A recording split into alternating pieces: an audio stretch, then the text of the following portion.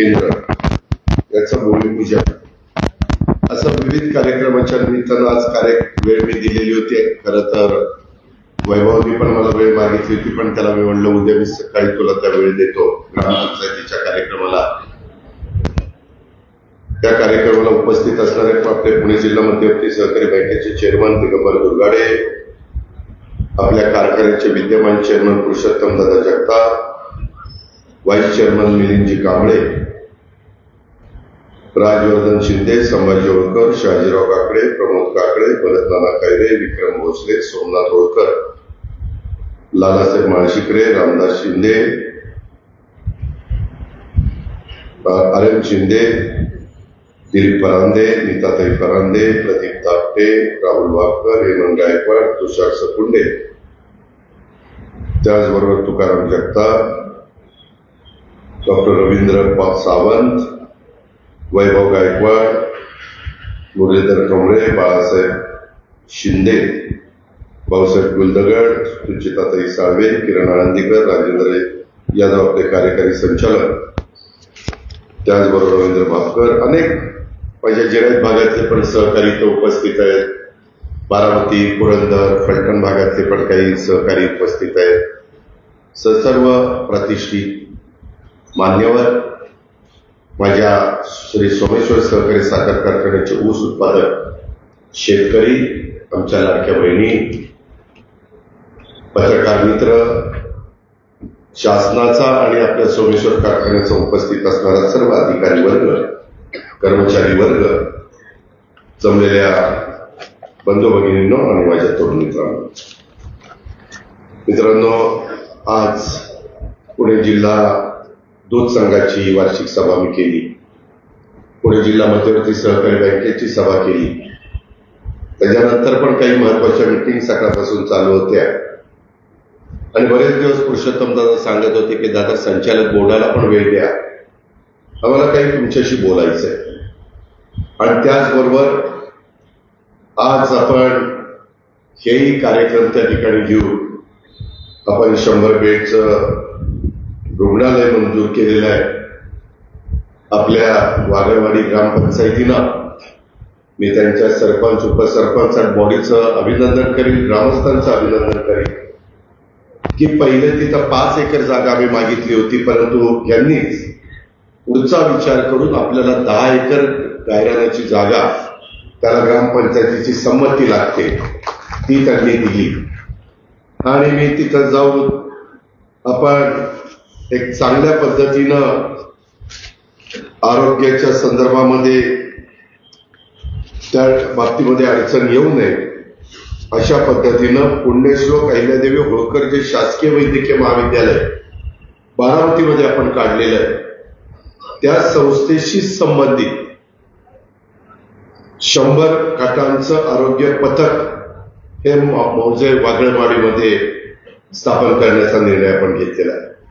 Contractor पण ठरलेला आहे, त्याचाही टेंडर झालेलं आहे. जवळपास 65 कोटी रुपये, 64 कोटी 48 लाख एवढा त्याच्यामध्ये खर्च येणार आहे. आणि उद्याच्याला जर वाढ करायची म्हटलं तर जागेची कमतरता पडू नये म्हणून ती 10 एकर जागा माझ्या ग्रामस्थांनी, माझ्या सरपंच, उपसरपंच सगळ्यांनी दिली.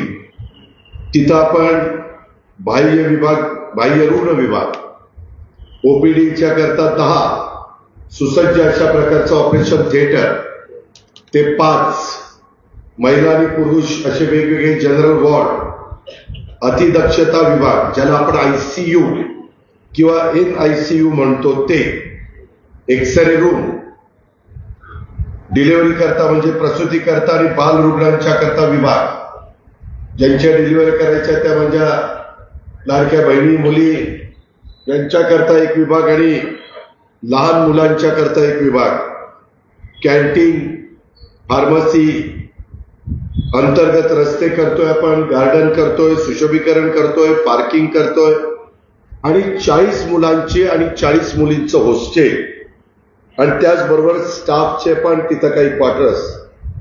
थोडासा मला वेळ गेला कारण मी सगळं उद्याच्या 50 वर्ष डोळ्यासमोर ठेवून काही सूचना तिथं केल्या आणि त्याचं भूमिपूजन आज आपल्या सर्वांच्या साक्षीनं इथं झालं असं जाहीर करतो. मित्रांनो, त्याचबरोबर आपल्या कारखान्यावर अनेक सुविधा स्वर्गीय कैलासवासी मुकुटरावप्पा काकड्यांनी लावलेलं हे रोपटं आता जवळपास तिसरी पिढी पुढे आलेली आहे. ती आपल्यामध्ये सभासदांनी काम करू पाहतीये. अशा वेळेस तिथं अनेक गोष्टी आपण करतोय. त्याच्यामध्ये आपण 4,37,00,000 रुपये खर्च करून त्या बाबतीमध्ये एक चांगलं प्राथमिक आरोग्य केंद्र उभं करण्याचा निर्णय आपण घेतलेला आहे. हे सगळं करत असताना त्याच्यामध्ये तळमजल्याचं क्षेत्रफळ साधारण 5,000 चौरस फूट आहे. पहिल्या मजल्यामध्ये 3,500 चौरस फूट आपण काम करणार आहे.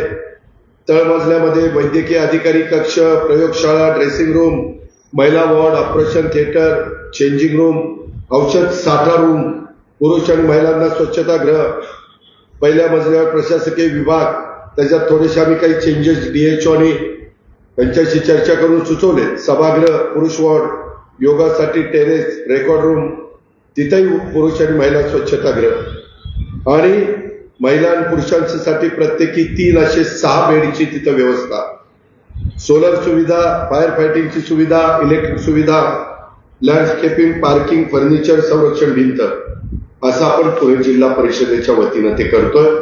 पुढे त्याची वाढ करायची म्हटलं तरी देखील त्याच्याबद्दल आपण काही जागेच्या बद्दलच्या सूचना मी तिथं दिलेल्या आहेत.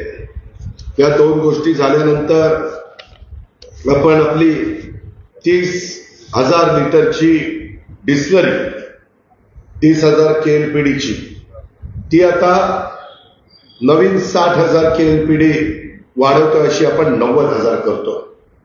पहिली 30 आणि ही 60. इथेनॉल प्लांट आपण 30 केएलपीडी वरून 1,20,000 केएलपीडी पर्यंत वाढवतोय. त्याच्यामध्ये हे सगळं करत असताना डीपीआर आम्ही केला, तो 167 कोटीचा झाला. परंतु प्रत्यक्ष खर्च आपल्याला जीएसटीचा धरून 152 कोटी रुपये होतोय. त्याच्यामध्ये 19-20 कोटी रुपये आपलं स्वभांडवल आहे. मला पुरुषोत्तम दादा, मिलिंद आणि संचालक बोर्ड यादव हे सगळे आले की दादा, पुणे जिल्हा मध्यवर्ती सहकारी बँक म्हणते तुमचं स्वतःचे 30% आणि आमचे 70% बँकेचे असं होईल. वास्तविक मागच्या काळामध्ये हे सूत्र वेगळं होतं.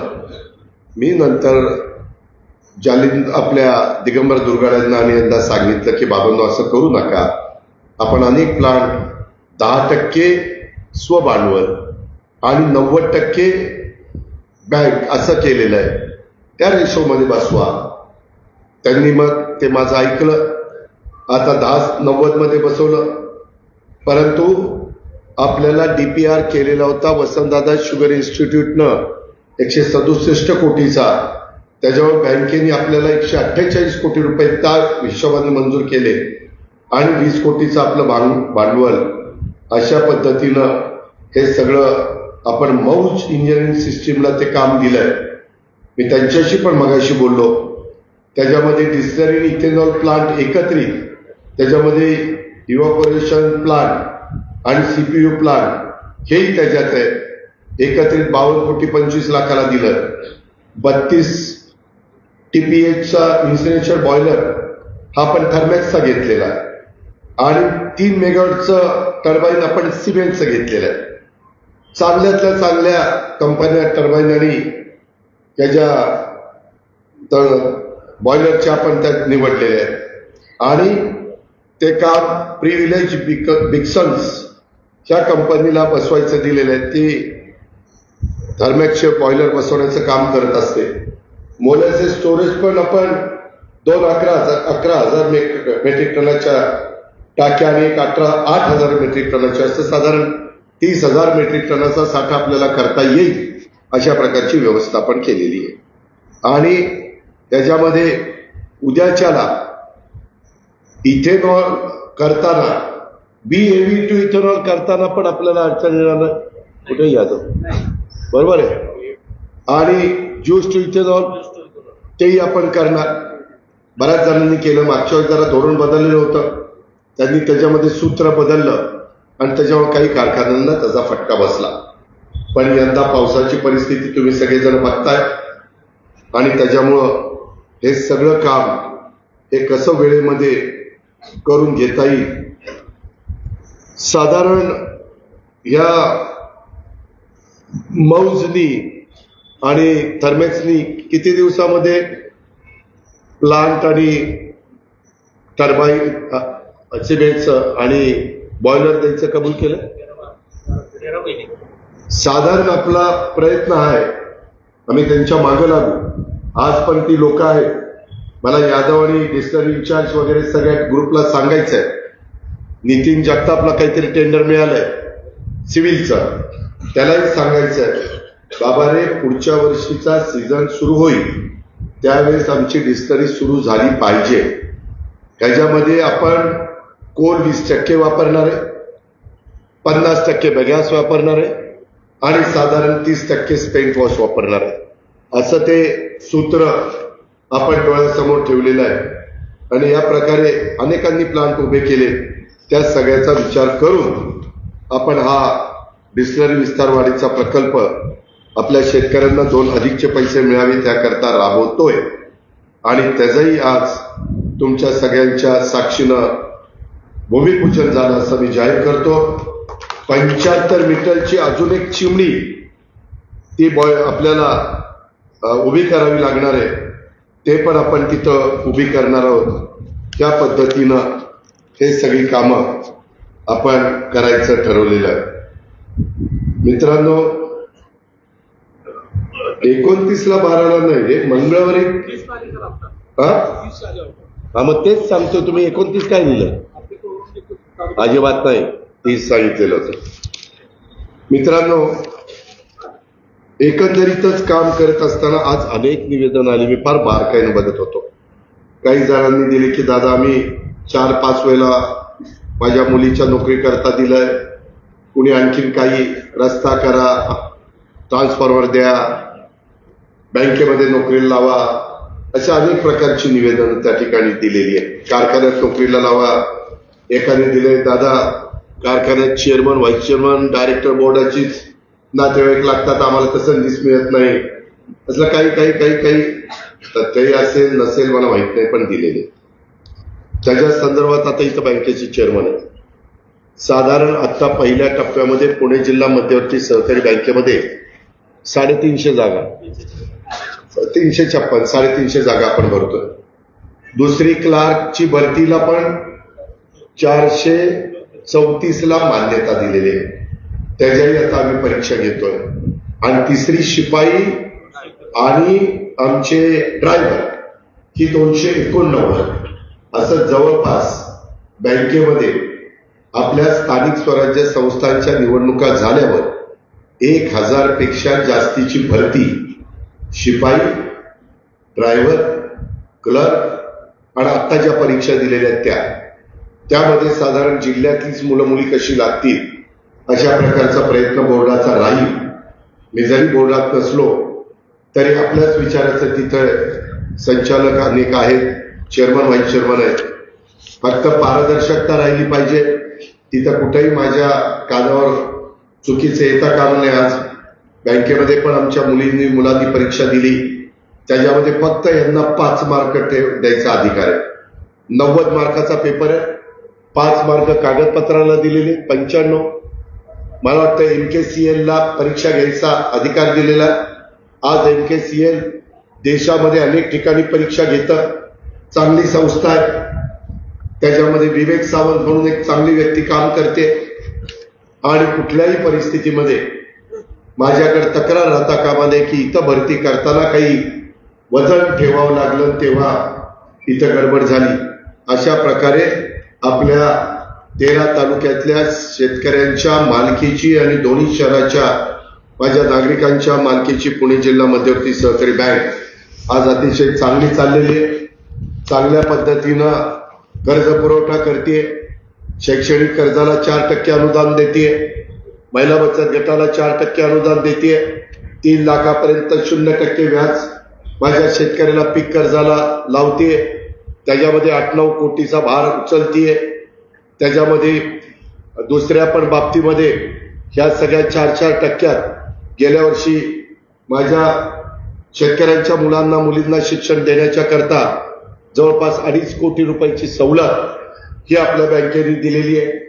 आज ती मुलं मुली शिकली पाहिजेत, हा आमचा सगळ्यांचा प्रयत्न आहे. मित्रांनो, आज खरं तर तुम्हाला सगळ्यांना माहिती आहे की नवरात्र उत्सव चालू आहे आणि या नवरात्र उत्सवामध्ये आपल्याला आपण आई तुळजाभवानी, त्या ठिकाणी अंबाबाई, त्याच्या संदर्भामध्ये अनेक आपल्या ज्या माता आहेत त्यांचं दर्शन आपण त्या ठिकाणी घेतो. या नवरात्र उत्सवाच्या निमित्तानं आपल्या सर्वांच्या श्रद्धास्थान सोमेश्वर त्या ठिकाणी देखील मध्ये आपल्या इथं श्रावणामध्ये मोठा कार्यक्रम होत असतो. सोमवारी मोठ्या प्रमाणावर गर्दी होत असते. तोही कार्यक्रम आपण चांगल्या पद्धतीनं पार पाडलेला आहे. आजपर्यंत वाटचाल आपण श्री सोमेश्वरच्या चरणी नेहमी वंदन करून त्यांना साकडं घालत असतो आणि त्या पद्धतीनं हे सगळं उभं राहिलेलं आहे. त्या श्री सोमेश्वराचा आशीर्वाद आपल्या पाठीशी कायम आहे आणि त्याच्यामुळं या माझ्या श्री सोमेश्वर कारखान्याच्या सह माझ्या बारामतीकरांचं, पुरंदरकरांचं, खंडाळाकरांचं, माझ्या फलटणकरांचं सगळ्यांचंच अतिशय चांगलं प्रगती व्हावी ही श्री सोमेश्वराने आपल्याला बळ द्यावं अशा प्रकारची प्रार्थना देखील मी व्यक्तिशः माझ्या वतीनं आपल्या सर्वांच्या वतीनं करतो. मित्रांनो, एकंदरीतच आजचा दिवस हा आपल्या श्री सोमेश्वर सहकारी साखर कारखान्याच्या सभासदांच्या, कामगारांच्या, अधिकाऱ्यांच्या यावर अवलंबून असणाऱ्या अनेक लोकांच्या यांच्या निमित्तानं अतिशय महत्वाचा आहे. कारण दिवसभरात म्हणण्यापेक्षा संध्याकाळपासून 3 महत्वाच्या प्रकल्पांचं भूमिपूजन केलेलं आहे आणि हे सगळं करत असताना तुम्ही पण पावसाचं परिस्थिती असताना पण बऱ्याच संख्येने तो उपस्थित राहिलेला आहात.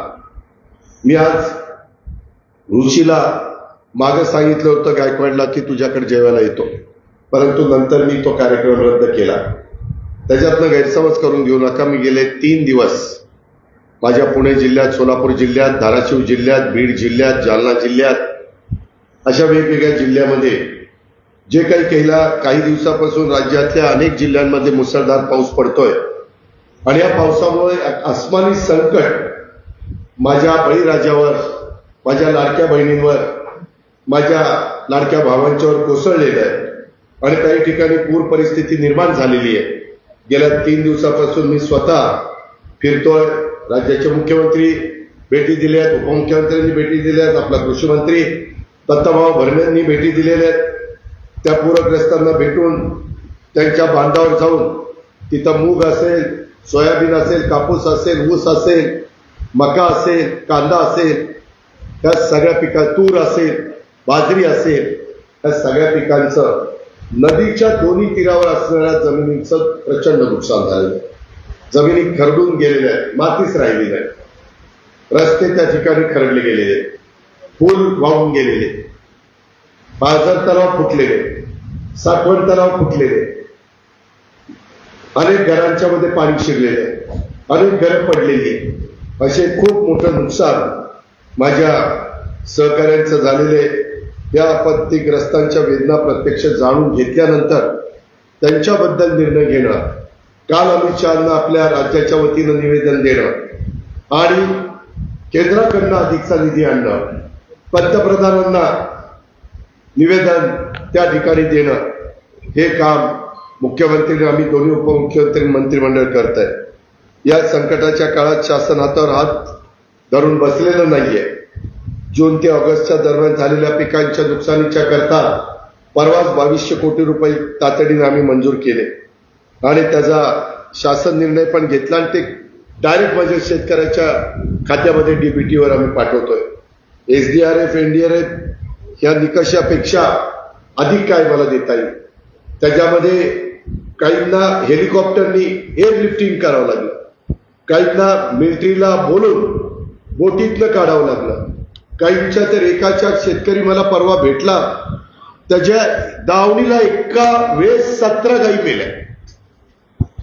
तर दाखवलं 10 लाखाचं कर्ज काढलेलं, त्या 17 गायी घेतलेल्या, सर्वसामान्य कुटुंबातला माणूस. काहींच्या म्हशी गेल्या, रेडकं गेली पाण्यामध्ये वाहून, कोंबड्या, शेरडं, करणं, बकरी, त्याच्यामध्ये बैल, अनेक प्रकारचं बाबांना नुकसान झाले आणि काही जीवितहानी पण झाली. त्या लोकांना सुरक्षित स्थळी आता आणलेलं आहे. तातडीनं त्यांना ज्यांचं प्रचंड नुकसान झाले 5,000 रुपये ताबडतोब 5 किलो गहू, 5 किलो तांदूळ ते अजून आता वाढून देतोय, कारण सगळंच घरातलं धान्य बिन्य सगळं भिजलं.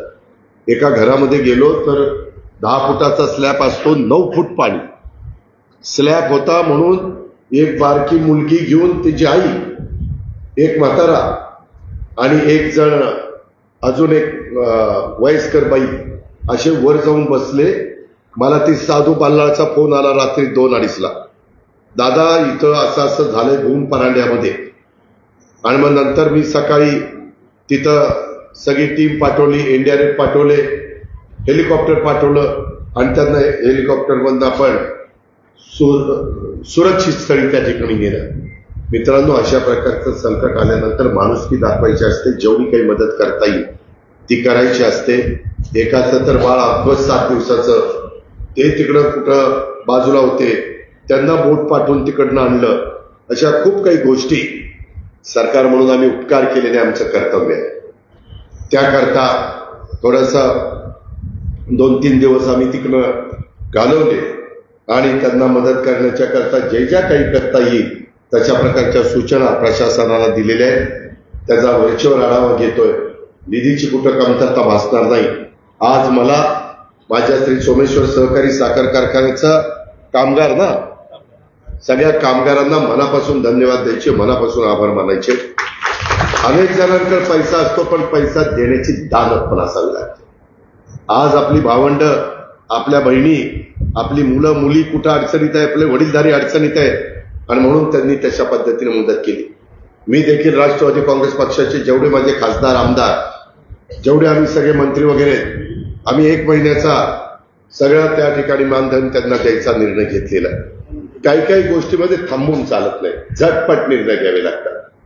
माझी तुम्हालाही विनंती आहे की तुम्हालाही शक्य असेल तर त्या बाबतीमध्ये सहकार्य करावं. अनेक जण पुढे येत आहेत. परवा पण एका फॅक्टरीनं मला तिथं काही लाखाचा चेक दिला. अशा पद्धतीनं हे सगळं चाललेलं आहे. त्याच्यामध्ये कुठेही आणि दुसरी गोष्ट, आता पुन्हा हवामान खात्याने सांगितलंय 27, 28, 29, 30, 1, 2 दसऱ्यापर्यंत रेड अलर्ट सांगितलेला. रवींद्र, तिथं काळजी घ्या. उगीच इकडं तिकडं लोणी भाकर सोडून फिरू नका. प्रत्येकाने आपल्याला तुझं नाव घेतलंय, सगळ्यांनी आपापल्या भागातच राहावा. नाहीतर इकडं चालला तिकडं चालला, इकडं 5-6 दिवस महत्वाचे. होईल का नाही माहिती नाही, पण तशा पद्धतीनं त्यांनी आपल्याला मेसेज दिलेला, जाग केलेला आहे आणि त्या प्रकारे आपण त्याची काळजी घेतोय. मी पण तुम्हाला आवाहन करतोय, उद्या पण माझी माळेगावची जीबी आहे, तिथेही आवाहन करणार आहे. परवा तर आपल्या सगळ्या संस्थांच्या जीबी आहेत, तिथेही आवाहन करणार आहे. तुमची पण मला वाटतं 29 तारखेला आहे. त्याच्यामध्ये त्याहीमध्ये कारखाने कधी सुरू करायचे त्याचा निर्णय घ्यावा लागणार आहे. काही काही ठिकाणी वापसा 15 दिवस, महिनाभर येईल का नाही सांगता येत नाही. अहो, त्या मोहोळच्या ठिकाणी, मोहोळवरून मला सोलापूरला जायचं होतं, एवढा उंच पूल आहे, त्या पुलाला पाणी लागलं. कधीच ते सीना कोळेगाव धरणातनं सीना नदीला एवढं पाणी, गोदावरीला पाणी, मांजरेला पाणी, सीना कोळेगाव सीनाला पाणी, त्याच्यामध्ये सिंदफाण्याला पाणी, मांजराला पाणी, सगळीकडे पाणीच पाणी. लोक म्हणली दादाराव आम्ही कधी बघितलं नाही, अशा प्रकारची परिस्थिती आहे. आपण सगळ्यांनी काळजी घ्या. मित्रांनो, वैभव इथं आला का नाही मला माहिती नाही. वैभव, मी तुझ्याकडे उद्या येणार आहे. माझी तुम्हाला विनंती आहे, एक तर अलीकडच्या काळामध्ये सरकारने निर्णय घेतलेला आहे, जी काही टँक म्हणजे धरण आहे, धरणापासून कॅनॉल करायचेच नाही, बंद पाईपलाईन मधनं डायरेक्ट शेतकऱ्याच्या शेतामध्ये पाणी, डायरेक्ट. त्याच्यामुळं दीडपट दुप्पट माझ्या शेतकऱ्याचं क्षेत्र भिजतंय. आपला कॅनॉल झाला ब्रिटिशांच्या काळात, आधी कॅनॉल केला नंतर धरण केलंय, हे पहिलंच उदाहरण आहे. आणि त्याच्यामुळं काही काही ठिकाणी मला पाणी जास्त आणण्याच्या करता काम करावं लागतंय. मी बारामतीतला पण भिगवण आपला तो ह्याचा चौक केलाय, ती नाते नाही त्याचं नाव बदललंय, तिरंगा चौक, त्या बाबतीमध्ये आता हत्तीच नाही कुठं तीन हत्ती केला होता, त्याच्यामध्ये तो उंच केला, त्याच्यावर मला टीका झाली. मी टीका सहन करतो, पण मला माहिती आहे मी की उद्याचे 25-50 वर्ष डोळ्यासमोर ठेवून काम करतो. टीका करणारे नंतरच कधीतरी म्हणतात त्याला हे बरं झालेलं दिसते, पण त्याला वेळ लागतो ट्यूब पेटायला त्यांची, कारण त्यांना ते ताजं दिसत असतं. काय काही तर कुणाला आणलं तिथं त्या बाबतीमध्ये तज्ज्ञ लोकांना हे बरोबर आहे का नाही, बरं अमकं आहे का तमकं आहे का. अरे मित्रांनो, त्या काळात वाहनं कमी होती, रहदारी कमी होती, ट्रॅफिकची गरज नव्हती, सिग्नलची. आता गरज आहे, आता वन वे करावं लागतंय, आता रिंग रोड टाकावे लागतंय, फ्लायओव्हर डबल फ्लायओव्हर करावे लागतंय, टनेल काढावे लागतंय. आणि त्याकरता मी पुण्यात आता आपण 3,000 एकरावर विमानतळ करतोय पुरंदरला, देशातलं नंबर 2चं विमानतळ. लँडिंग पण होणार, टेक ऑफ पण होणार, लॉजिस्टिक पार्क करतोय. तुम्ही तयार केलेला माल कार्गोच्या निमित्तानं जगाच्या बाजारपेठेमध्ये जाण्याच्या करता आपण सोय करतोय, ज्याला परवडेल त्याला. ह्या सगळ्या गोष्टी करतोय, सगळं पुरंदरचं चित्र बदलणार आहे. आणि त्या पद्धतीनं त्याचा डायरेक्ट इनडायरेक्ट फायदा आपल्याला सगळ्यांना होणार आहे. मध्ये तुम्ही पेपरला वाचला असेल, पीएमआरडीए, बारामती पीएमआरडीए मध्ये घेतोय आता, त्याच्यामधनं अधिकचा निधी मिळेल. शिस्त लागेल, कुठंही काही करून चालणार नाही. जसं प्लॅनिंग नियोजन महत्वाचं असतं. उद्याच्या काळामध्ये कुठे अँब्युलन्स द्यायची म्हटलं, फायर ब्रिगेड द्यायचं म्हटलं, मोठे मोठे ट्रक द्यायचं म्हटलं, अहो आम्ही सुरुवातीला बघायचो 10 टनी ट्रक होता, 10 टनी 6 चाकी, आता 40 टनी ट्रक झालेले, 24 चाकी 24. त्याचं तोंड तिकडे असतं, मागची बॉडी तिकडे असते. ते वळलं तर पाहिजे, तशा सुविधा करायला नको. मी आता माळेगावमध्ये पण लक्ष घातलंय. तुम्हाला पण काही कोटी रुपये पुरुषोत्तम दादांनी मागितले होते, मी दिले. आपल्याला पूर्वी आप्पांनी, मुकुटराव आप्पांनी काढलेला कारखाना लहान होता, आता तो 4 पट झालाय, 5 पट झालाय, 6 पट झाला. पहिला प्लांट कितीचा होता? 1000, आता 9,500 आहे का नाही? 9 पट वाढला. बुवा माझ्याकडे लक्ष नाही अलीकडे, जरा द्या, माझ्याशिवाय काही खरं नाही. प्रत्येकाचा काळ असतो, माझाही काळ कायम राहणार नाही, पुढं माझाही काळ नसेल, पण आता माझ्याबरोबर राहा.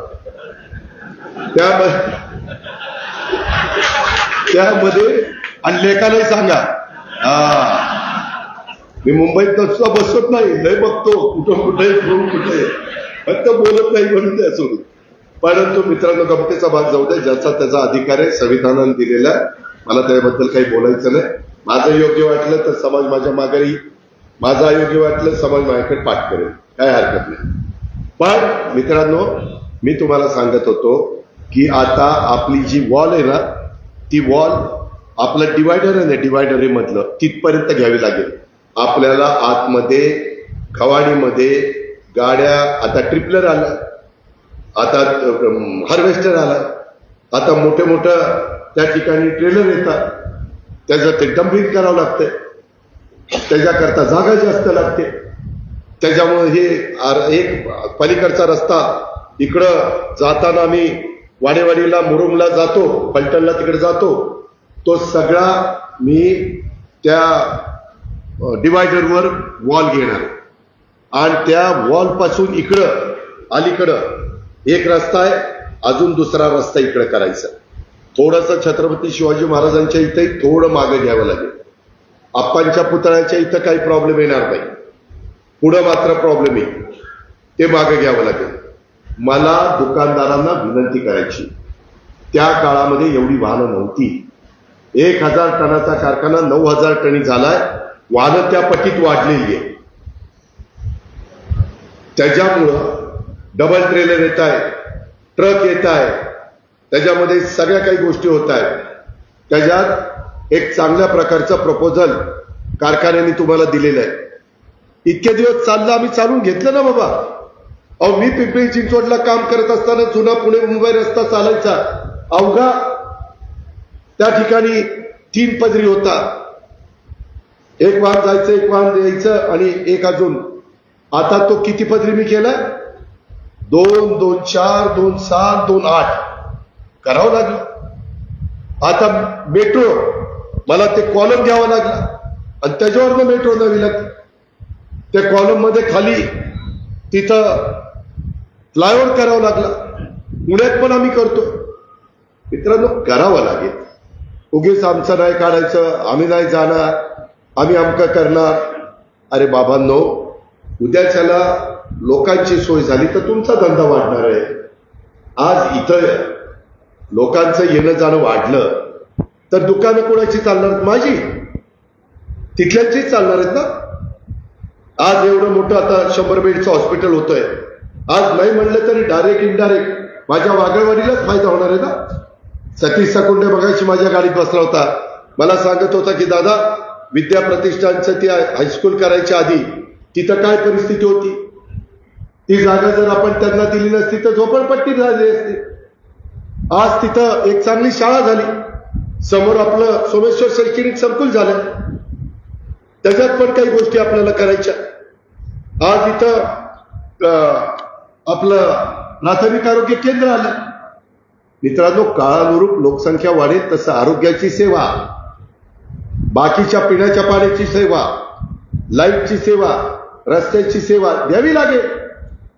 पण त्याला तुम्ही पण सहकार्य करा ना.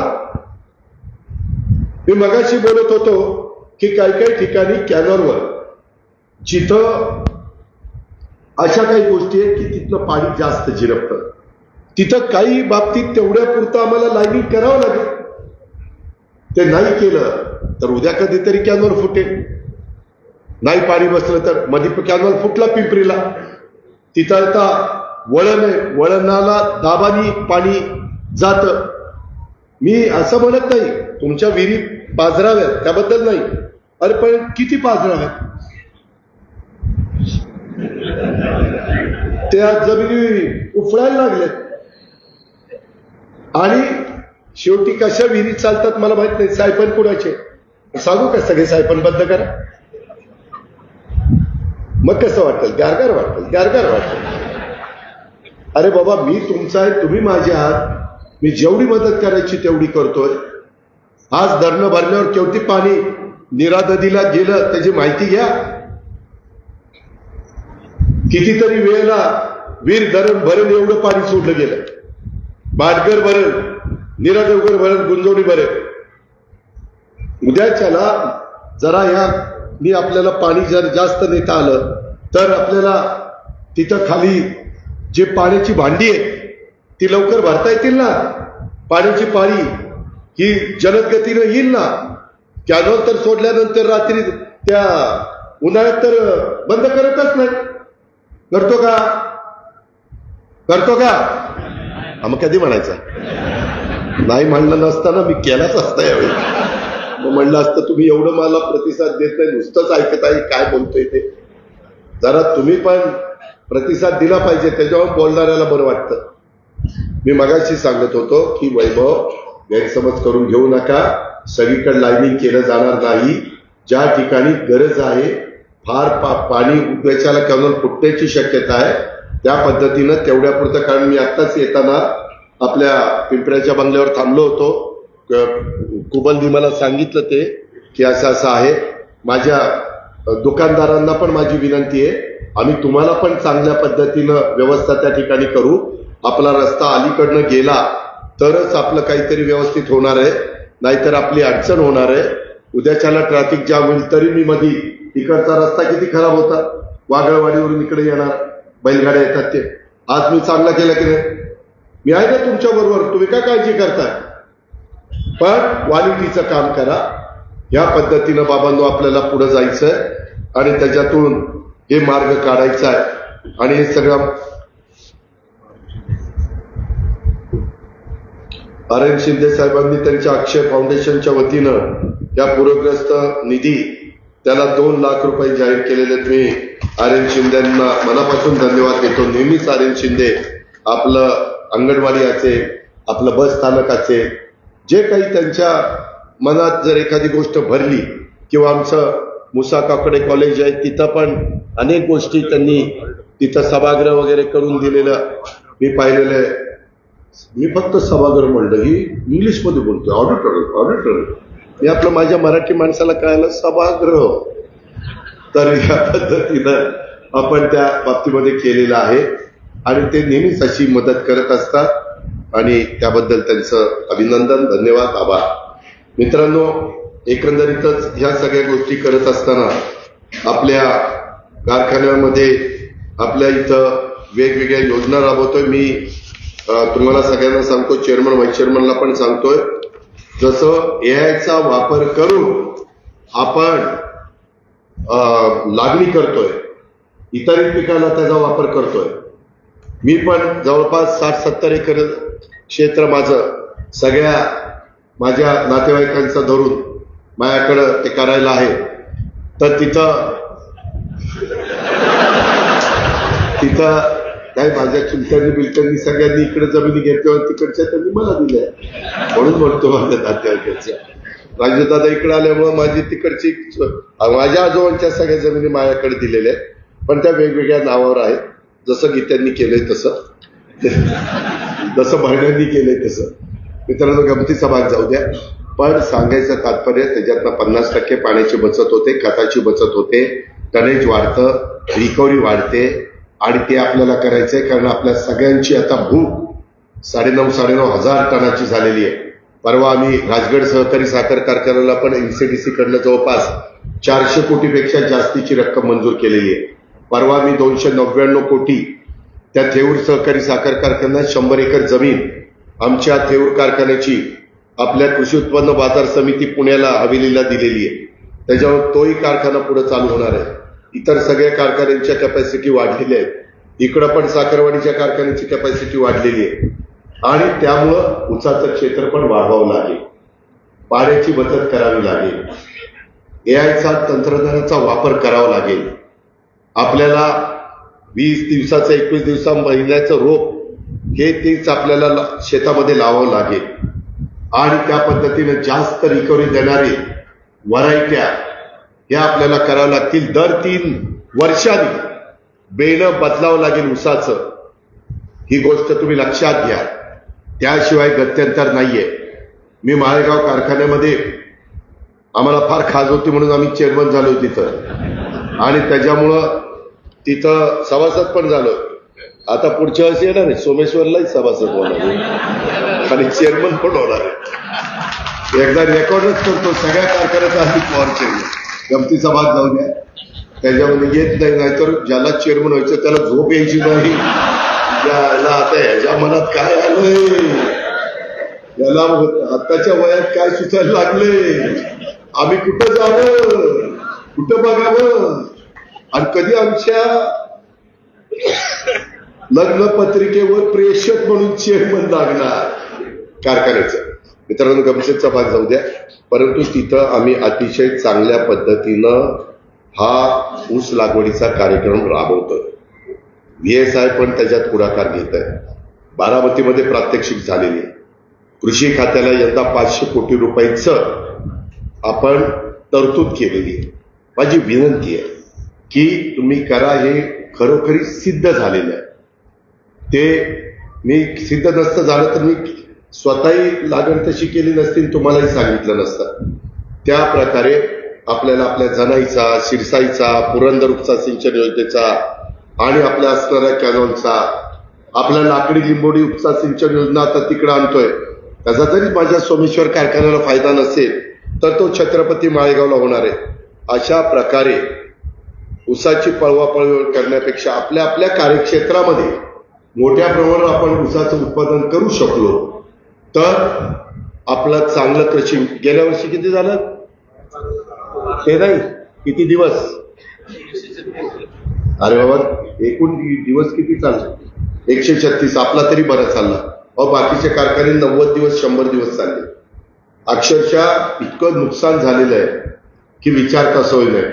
आत्ता कुठं साखरेचे दर 3,900 पर्यंत एम गेलेली आहे, बरोबर ना, आणि 3850, 60, 70 पर्यंत एस गेलेली आहे. आपल्याला क्वालिटी पण सुधारावी लागेल. आपल्याला त्या ठिकाणी जी ग्राहकाची पसंती आहे त्या पद्धतीनं काही मॉडिफिकेशन पण करावे लागतील. आतमध्ये अतिशय काटकसरीनं सगळ्या गोष्टी कराव्या लागतील. कुठंही मी माळेगावला बंद केले, सह्या करून इकडं तिकडं फिरायचं असेल तर ते अजिबात इथं चालणार नाही. ते लाड कुणाची करायचे नाही. आता देखील कारखान्याचा टाइम आणि लेबर विभागाकडं माहे डिसेंबर 2017 ते 2025 कालावधीत कंत्राटी रोजंदारी मजुरांच्या हजेरीमध्ये आर्थिक अपहार प्रकरणाची माहिती माझ्याकडे आलेली आहे. कृपा करून कुणी चुका करू नका, मी त्यांना सोडणार नाही. मी पोलिसांना सांगणार, तुम्ही कायद्यानी नियमानी जे काही तुम्हाला अधिकार दिलेले, फसवणूक कुणी करत असेल तर ते आम्ही माफ करणार नाही. ते कुणीच्याही जवळचा असू द्या. हे गोष्ट लक्षात घ्या. कामगारांनी तिथं आल्यानंतर ड्युटी आहे, ड्युटीच जितक्या तासाची त्यांना दिलेली ती केली पाहिजे. तो चिटबॉय असेल, तो इतर फील्डवर काम करणारा माझा सहकारी असेल, उद्याच्याला हे सगळं करत असताना आपल्याला झिरो डिस्चार्ज करावं लागेल. कधी जर तुम्ही त्याच्यामध्ये कमी पडला तर जर एन्व्हायरमेंटल डिपार्टमेंटनी काही कळवलं तर पर्यावरण विभाग काही पण ऍक्शन घेऊ शकतो. महाराष्ट्रातल्या काही डिस्टिलऱ्या 2-2 वर्ष यादव बंद पडलेल्या होत्या. कुठे गेलं यादव? 2-2 वर्ष. तशा पद्धतीनं माझ्या खालच्या लोकांच्या नदीला खराब पाणी, माझ्या खालच्या लोकांच्या विहिरी खराब, त्यांचं पाणी खराब असं करण्याचा, तुम्हाला 2 पैसे कमवण्याचा अधिकार असताना त्यांचं नुकसान करण्याचा अधिकार आपल्याला कोणी दिलेला नाही. आणि त्यामुळं या सगळ्या गोष्टीचा विचार करा.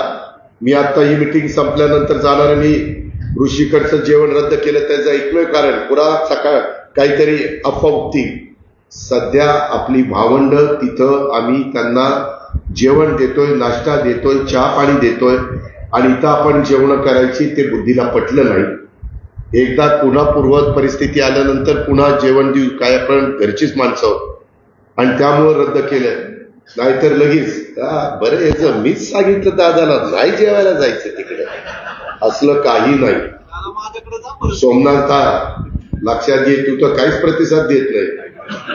त्याच्यामध्ये आपल्याला तसा गैरसमज करून घेऊ नका. कारण मी आता पण तुम्ही बघताय परिवार मिलनच्या निमित्तानं जातोय. मी साध्या कार्यकर्त्याच्या घरी जातोय.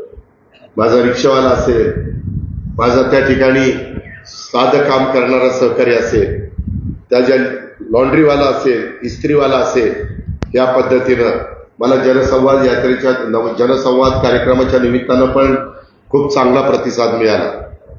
त्याच्यामध्ये जे काही आपल्याला करायचं ते मनापासून करायचं. सकाळी 6 वाजल्यापासून रात्री 11-12 पर्यंत आपण काम करतो. मला कधी फोन करतात, दादा तुम्ही कधी हो झोपता, फोन करतात, विचारतात कधी हो झोपता, विश्रांती घ्या दादा, तब्येतीला जपा दादा, आणि त्याच्यानंतर एवढं बाळ गाडून माझ्या पुढे ठेवतात. ती कर ती कर ती कर ती कर ती कर. आता ती करायला कसं काय झोपील मला, काम नको हे करायला. त्याच्यामुळं मी कामाचा माणूस आहे. मी निश्चितपणे तुमचं सगळ्यांचं भलं जे असेल तेच करण्याचा प्रयत्न करीन. तुम्ही एकोप्याने राहा, जातीय सलोखा ठेवा, अजिबात जाती जातीमध्ये धर्मामध्ये तेढ निर्माण होईल असं वागू नका. हे आपल्याला शिवशाहू फुले आंबेडकरांनी शिकवलेलं नाही, आपल्या बाप दादांनी आपल्याला शिकवलेलं नाही. आपण अनेक जाती धर्माचे लोक, माझा मुरुम घ्या, वाडेवाडी घ्या, माझं वागणवाडी घ्या, माझा कारखाना घ्या, परिसर, माझा करंजे पूल घ्या किंवा तिकडे करंजे घ्या, सगळीकडे आपण चांगल्या पद्धतीने राहतो, त्याला दृष्ट लागून देऊ नका. कुठं काही कमी पडत असेल हक्काने सांगा, त्याच्यामध्ये आपण लक्ष देऊ. पोलिसांना पण सांगेन, माझ्या राज्याची, माझ्या जिल्ह्याची, माझ्या तालुक्याची कायदा सुव्यवस्था चांगली राहण्याच्या करता अजिबात कुठला राजकीय हस्तक्षेप होऊन देऊ नका. तोंड बघून काम करू नका. प्रत्येकाला संविधानाने दिलेल्या अधिकाराप्रमाणे न्याय देण्याचं काम करा. या पद्धतीनं आपण सगळेजण पुढे जाऊ आणि त्या ठिकाणी एकमेकाला सहकार्य करू. आता मी इथनं गेल्यानंतर एआयचं तंत्रज्ञान साखर कारखान्यामध्ये आले. मी त्यांना सोमेश्वर कारखाना, माळेगाव कारखाना, छत्रपती कारखाना अशा काही कारखान्यांची नावं दिलेली. दौंड कारखाना, जगदीश्वर कारखाना, आणि त्यामध्ये ते मला प्रात्यक्षिक म्हणजे लॅपटॉपवर दाखवणार. त्यामध्ये खूप मोठा फायदा होता असं त्यांचं म्हणणं आहे. मी पहिल्यांदा ज्या कारखान्याची ऐपत आहे त्यांच्याकडं ट्रायल घेणार आहे. आपल्या इथं ट्रायल सहकारी कारखान्यावर नाही. जर फेल गेल,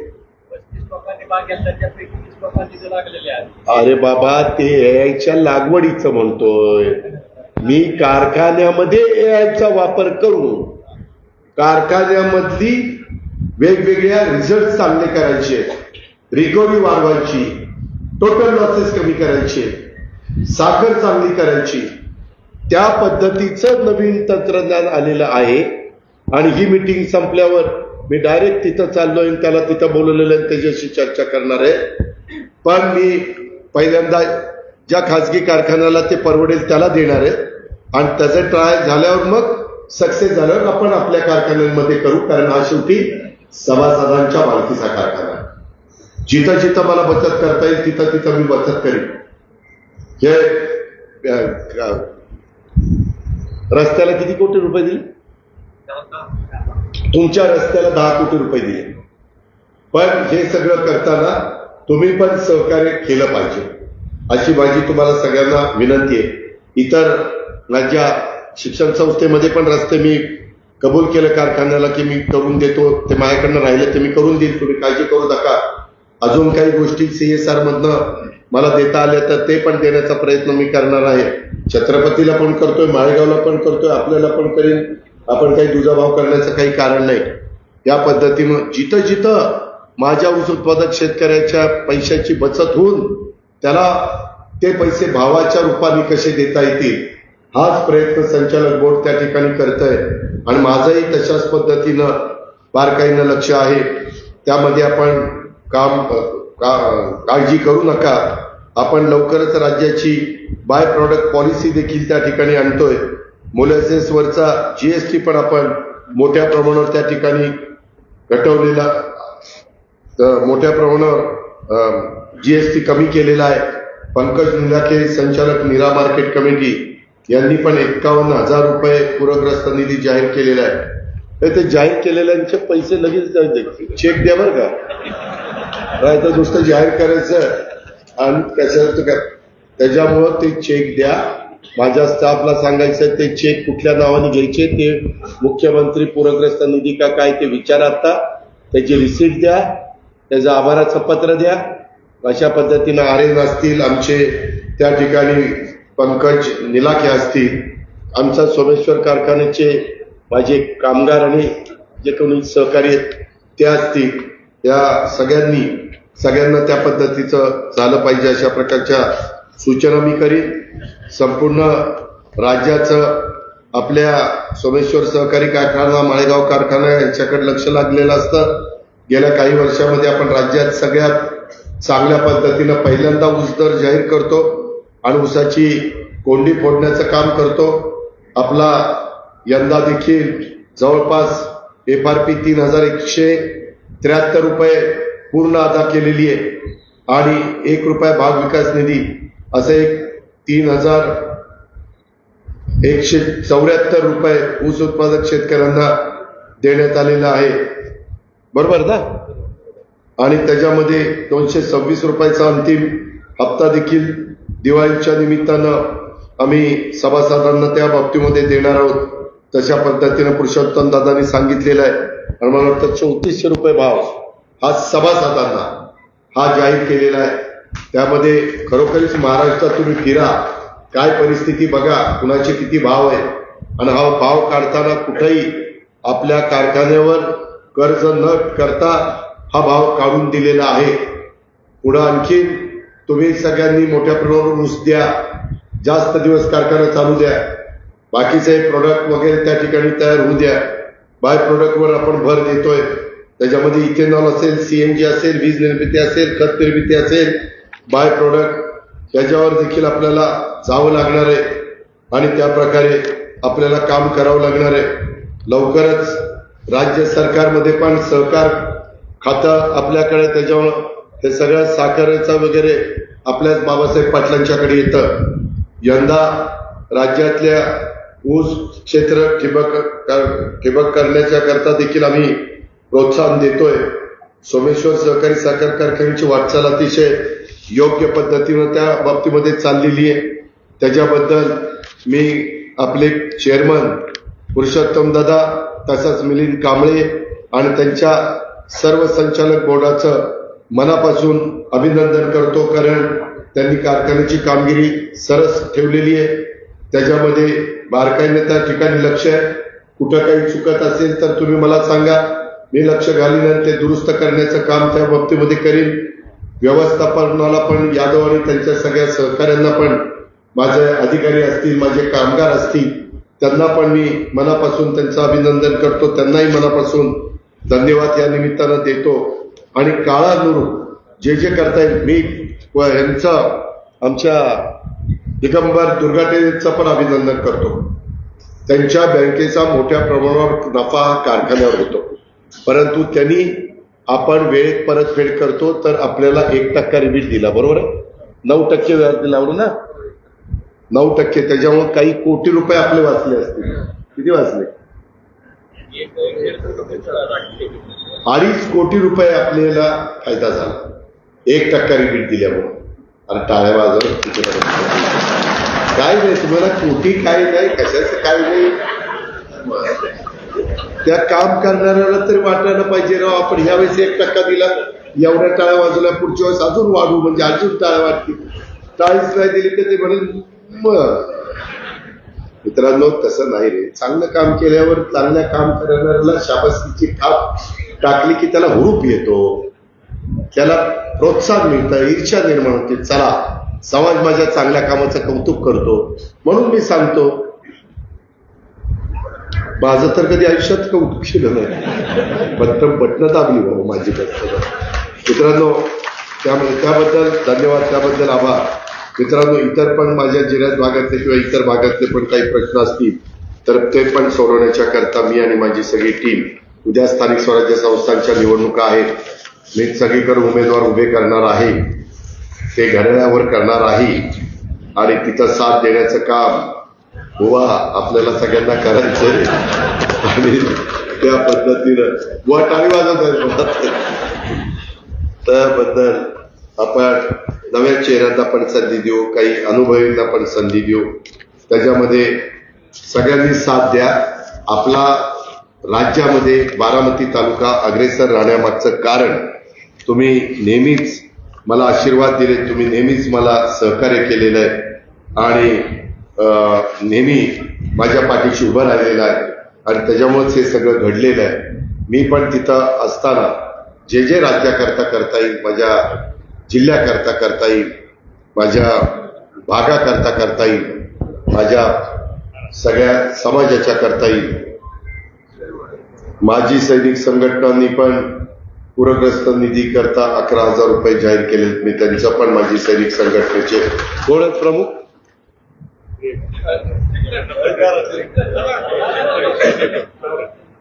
ताराचंद शेणकरजी, तुमचं मनापासून अभिनंदन. तर म्हणजे सैनिक आपले रक्षण पण करतात आणि अशा पद्धतीचं संकट आल्यानंतर सैनिक आपल्याला मदत पण करतात, त्याबद्दल सैनिकांना सॅल्यूट।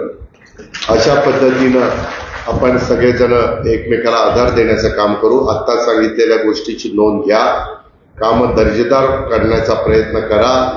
त्याच्यामध्ये जिथं जिथं मला मदत करता येईल तिथं तिथं मी तुमच्या पाठीशी आहे, त्याबद्दल काळजी करू नका। पुढचे 5-7 दिवस महत्वाचे आहेत, त्या काळामध्ये देखील जे काही आपल्या शेतात रानात वगैरे असेल ती पण काळजी आपण सगळ्यांनी घ्या। आणि एकंदरीतच हे जे काही आज काम सुरू केलेलं आहे त्याच्यामध्ये एकीकडं आदित्य तावरे कॉन्ट्रॅक्टर, एकीकडं नितीन जगताप कॉन्ट्रॅक्टर, प्राथमिक आरोग्य केंद्राला कोण आहे? अमित कोंडे, तुम्ही एक कॉन्ट्रॅक्टर आहात अमित कोंडे, तिघांनी पण दर्जेदार काम, दोरी ओळंब्यात काम, आम्हाला अभिमान वाटेल असं काम की उद्याच्याला नवीन काम पण तुम्हाला द्यावंसं वाटेल अशा पद्धतीनं काम त्या ठिकाणी करा। आणि एकंदरीतच माझ्या या परिसरातल्या सोमेश्वर सहकारी साखर कारखान्याच्या बारामती, पुरंदर, माझं खंडाळा, पाडेगाव या सगळ्या भागातल्या शेतकऱ्यांच्या एकंदरीत संसारामध्ये आर्थिक सुबत्ता आणण्याच्या करता सगळ्यांनी सहकार्य करा हीच आग्रहाची नम्रतेची कळकळीची विनंती करतो आणि या ठिकाणी थांबतो। जय हिंद।